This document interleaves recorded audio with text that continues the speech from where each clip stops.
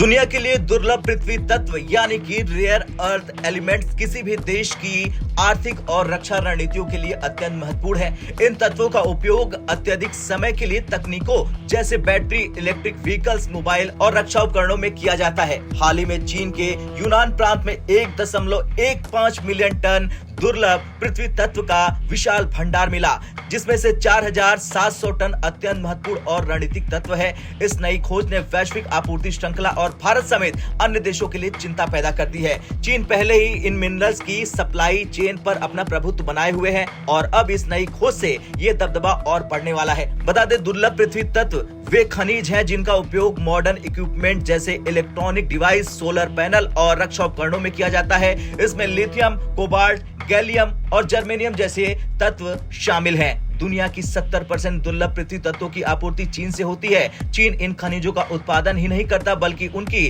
Processing और research and development यानी R&D में भी सबसे आगे है। चीन न केवल इन तत्वों की आपूर्ति करता है बल्कि अपनी रणनीतिक नीतियों के तहत सप्लाई रोककर या सीमित करके दूसरे देशों पर दबाव बनाने का हथियार भी बनता है। उदाहरण के लिए हाल ही में चीन ने गैलियम और जर्मेनियम जैसे महत्वपूर्ण खनिजों के निर्यात पर प्रतिबंध लगाया, जिसका असर वैश्विक बाजार पर साफ देखा गया।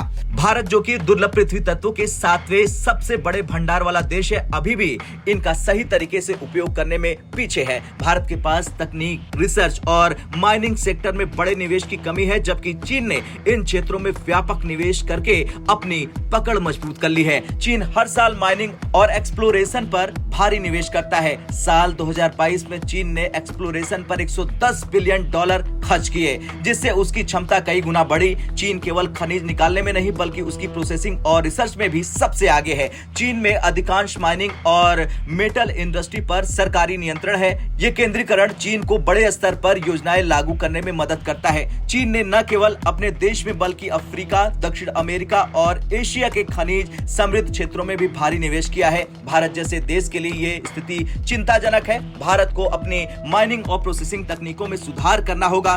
भारत को अपनी माइनिंग तकनीकों और प्रोसेसिंग क्षमताओं को विकसित करना होगा। भारत को जापान, ऑस्ट्रेलिया और अमेरिका जैसे देशों के साथ साझेदारी करनी चाहिए ताकि इन खनिजों पर चीन की निर्भरता कम की जा सके। माइनिंग और मेटल इंडस्ट्री में भारत को अपने रेगुलेटरी फ्रेमवर्क को सरल बनाना होगा। खैर, कुछ भी हो, यूनान प्रांत में मिले इस विशाल भंडार ने वैश्विक बाजार में हलचल मचा दी है। अमेरिका, यूके, जापान और भारत जैसे देशों को अब अपनी आपूर्ति श्रृंखला को फिर से मजबूत करने की जरूरत है। ये न केवल आर्थिक विकास बल्कि राष्ट्रीय सुरक्षा के लिए भी जरूरी है। भारत को अपनी खनिज संपत्तियों का सही तरीके से उपयोग करना होगा। अगर भारत अपनी माइनिंग और प्रोसेसिंग क्षमताओं को बढ़ाने में कामयाब हो जाएगा तो न केवल भारत चीन पर निर्भरता को कम कर पाएगा बल्कि वैश्विक आपूर्ति श्रृंखला में अपनी मजबूत स्थिति भी बना पाएगा।